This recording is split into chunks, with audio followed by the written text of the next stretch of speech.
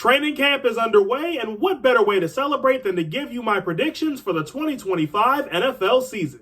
We'll start with the divisions, and first up is the AFC East. In last place, I have the Jets. Now, Justin Fields is going to put some butts in seats, but I just don't think New York is as equipped to compete as the other three teams in this division, and the bar isn't exactly all that high for some. You'll see. In third place, I have the Dolphins. Now, last year I had Miami winning the AFC East, and that was my last straw with them. I can't trust this team no more. I can't trust the coaching staff no more. I don't know if I can trust Tua anymore, so third place is where the Dolphins go for me. In second place, I have the Patriots. Now, I like what they're building up in Foxborough. Drake May's looking like he's about to have a breakout year. He's got an amazing receiver in Stephon Diggs. And honestly, I'm going to go a step further and give New England a wild card. And in first place, I have the Bills. Now, it all came down to this. First of all, I just don't see anybody in this division beating Buffalo. Maybe one game, but not twice. And plus, the Dolphins are an outside chance to make the playoffs. The Jets would need a miracle. The Patriots wouldn't surprise me if they made the playoffs. The Bills are the only team in the East that's an absolute lock, though. Moving on to the AFC North. In last place, I have the Browns. Now, a team lives and dies with its quarterback, and with Cleveland, there's a lot of turmoil behind center. What we're seeing now is the good part. This is going to get bad fast. In third place, I have the Steelers. Now, unlike Cleveland, Pittsburgh at least knows who their quarterback is going to be week 1 and hopefully week 18, but I just can't put my trust in an ancient Aaron Rodgers. That man is like 40 million years old. Plus, the Steelers lately have had a track record of being mediocre. So, yeah, third place for the Steelers. In second place, I have the Bengals. Now, Cincinnati has a very potent offense that can light up a scoreboard and even win them a couple games. But their defense, even though they've made strides, the bar was kind of low for that. This is why I couldn't give them a playoff spot, because Trey Hendrickson is the key piece that makes their defense go. And without him, and the contract situation is kind of messy, I just don't know what kind of team they'll be. Which means in first place, I have the Ravens. Now, Baltimore looks to me like the most complete team in the AFC North. They have a pretty good offense led by one of the best QBs in the league in Lamar Jackson. What the Ravens really hang their hat on, though, is defense. And Baltimore's defense don't look like nothing to sneeze at this year. And that's even by their standards. Now we go to the AFC South, where in fourth place, I have the Colts. Now, I went about this in terms of which team has the best chance to win the South and worked my way down to which team has the worst. And quite simply put, the Colts are the only team of this 4 that I genuinely cannot see winning this division. In third place, I have the Titans. Now, Tennessee has made strides from last year, and this doesn't look like a playoff team by any means, but they should still be a fun team to watch. In second place, I have the Jaguars. Now, this might be kind of reaching a little bit. Some people are going to say I'm reaching for this. But this seems to me like it's Jacksonville's last chance to make the playoffs and make a run at the playoffs. And on the whole, they seem to have a pretty good squad at least trying to get a wild card. And so first place in the South to me goes to the Texans. Now, Houston made it to the playoffs last year. They won a playoff game. This is a team that looks hungry and they want more. They don't just want to win a playoff game this year. They want to get to the AFC Championship. They want to win the AFC Championship. They're probably not going to win the AFC Championship, but they at least want to get there is my point. And now we close out the AFC with the AFC West. In last place, I have the Raiders. Vegas, to me, is the only team in this division who I genuinely don't see making a push for the playoffs. Not with Geno Smith at QB. I think this is a tank year for Arch Manning. In third place, I have the Chargers, and this one might be a little bold, but I'm going to give LA a wild card here. Just off the fact that the Chargers were the 5 seed in the AFC last year, and I don't think they got worse over the offseason. In second place, I have the Broncos, so of course Denver gets a wild card. Bo Nix looks like he's going to get better this year, and I want you to look me in the eye and answer me this question. Who exactly is scoring on the Broncos defense? I'll give you a minute. So you guys already know where this is going. First place, I'm giving that to the Chiefs. Now, this is a pissed off Chiefs team right now. Patrick Mahomes, already one of the best QBs in the league. Andy Reid, already one of the best coaches in the league. The Chiefs defense slept on, but still amazing.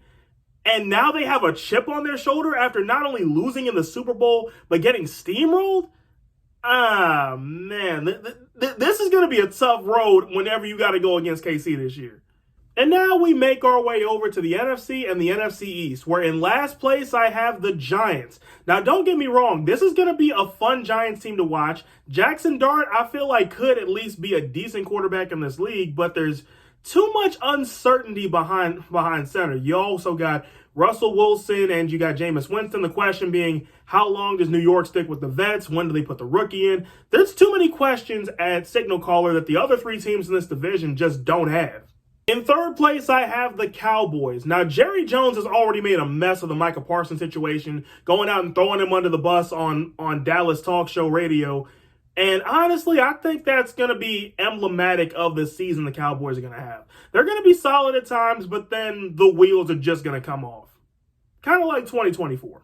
In second place, I have the Eagles, and Philly gets my first wild card. Now, before you say anything, just know that it's been almost 2 decades since the last time a team repeated as NFC East champions. This is a very hard division to repeat in. And also, to be fair, last season, 3 teams had to go on the road for the playoffs against a team that won less games than they did. So keep all that in mind.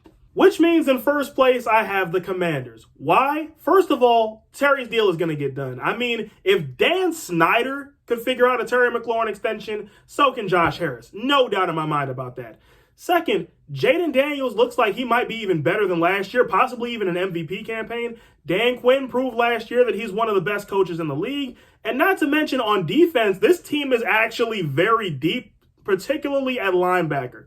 So this might be a fun season in the nation's capital. You know the funny thing? People probably saw my NFC East pick and think I'm done being controversial for this video.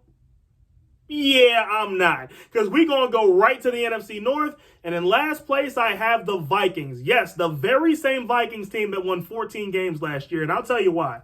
Out goes Sam Darnold. In comes J.J. McCarthy. Now, I don't think Sam Darnold was the main thing that made the Vikings go, that won them 14 games. But also, J.J. McCarthy is kind of basically a rookie, and I was never really too high on him, even at Michigan. So you know what? I'm going to stand on my take here. In third place, I have the Bears. Now, I want to put Chicago higher. I really do. I even want to try to slide them a wild card spot, but I just don't trust this team. It's not even Caleb at this point. Like, it's really mainly the coaching staff and the front office, like the powers that make the decisions for the Bears. They're who I don't trust, so for now, third place is where the Bears go. In second place, I have the Packers, and I'm even going to give Green Bay a wild card spot. Why? Because the Packers are the football version of the Brewers. We can spend all offseason talking about them. We can say Green Bay doesn't have this, Green Bay ain't got that, the other teams in the North got this, that, and the third, till we turn blue in the face. But the season always starts, we get right to the home stretch, and who's always in the playoff race? The Packers. Who ends up getting a playoff spot more often than not? The Packers. Why? Because they just hang around. They'll beat you with guys that you weren't even thinking about coming into the year, and that's how they win. Birds of a feather up there in Wisconsin, I guess. And in first place, I'm going to take the Lions. This is a revenge year in Detroit, and I think people forgot how good the Lions were when they were healthy. I mean, there's a reason this team was the 1 seed in the playoffs.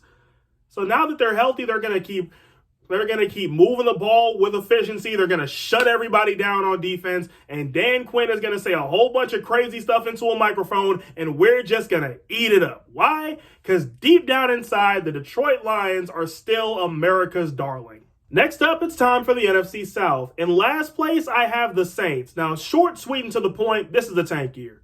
New Orleans is going to try everything in their power to get Arch Manning, which is why it would be hilarious if this was the year that the NFL introduced a draft lottery.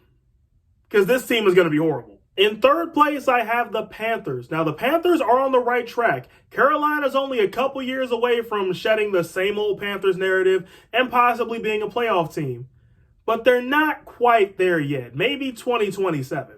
In second place, I have the Falcons. We're going to get a full year of Michael Penix in the ATL. Atlanta has a defense that's reliable at least 60% of the time, I'd say. And Bijan Robinson is going to try to drag this team kicking and screaming into the playoffs. But I just don't think it'll be enough. Atlanta loses out on a wild card spot in Week 18. Which means in first place, I have the Buccaneers. Tale as old as time, song as old as rhyme. Tampa runs the South. Mike Evans, I still feel like has a couple phenomenal seasons left in him, especially since he's got a great quarterback throwing to him in Baker Mayfield. Plus, I don't think the rest of the South is going to give him too much opposition outside of course, the Falcons. One last division to go through, and it's the NFC West, where in last place I have the Cardinals. Now, Arizona to me is just an unremarkable team.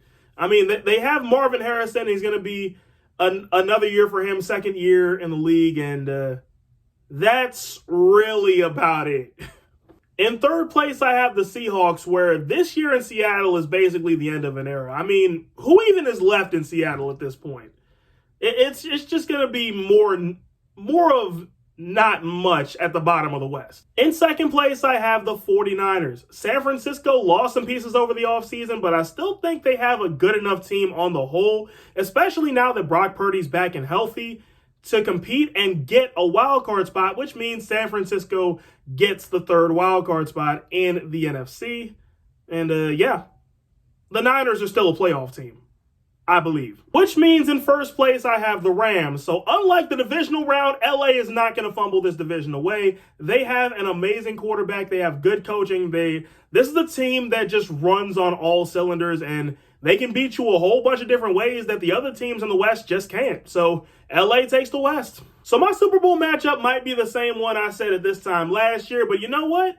I think I'm running it back. Give me Lions versus Ravens in the big game, and I think I'm going to have Baltimore lifting the Lombardi. And now let's list off my award predictions for you real quick. MVP, Jaden Daniels. Offensive Player of the Year, Mike Evans. Defensive Player of the Year, Will Anderson. Offensive Rookie of the Year, Cam Ward. Defensive Rookie of the Year, Jalen Walker. And Coach of the Year, I'm giving that to Dan Quinn. So what do y'all think? Do I know ball or am I capping? Let me know in the comments, and until next time, wait, hold up, one more thing before we go. Next week, I am starting a series of 32 teams in 32 days. Let me know which team you think is going to go first.